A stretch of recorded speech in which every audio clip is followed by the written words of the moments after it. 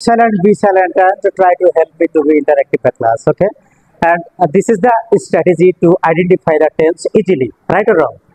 And then also I have written a sentence on the whiteboard only one because you have changed the all sentences on tenses, right or wrong.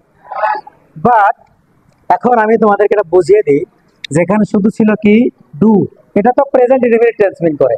Do কে যখন আমি continuous করব তখন কি হবে অ্যাম doing, এবং অ্যাম doing কে যখন আমি কি করব চেঞ্জ করব তখন হবে হ্যাভ ডান পারফেক্ট, আর হ্যাভ বিন ডুইংটা হবে কি perfect continuous.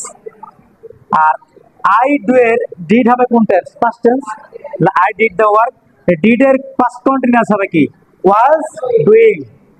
R was doing থেকে আমি যদি পাস্ট পারফেক্ট করি তাহলে কি হবে হ্যাড ডান, আর পাস্ট পারফেক্ট কন্টিনিউয়াস টেন্স করলে কি হবে হ্যাভ বিন ডুইং।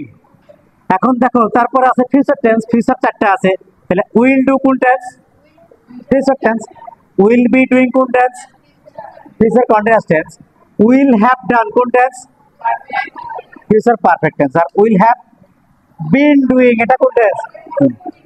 এই গেল আমাদেরকে একটা সেন্টেন্সের মাধ্যমে 12টা টেন্স আমি কি করে তৈরি করতে পারবো, এর একটা স্ট্র্যাটেজি। ওকে।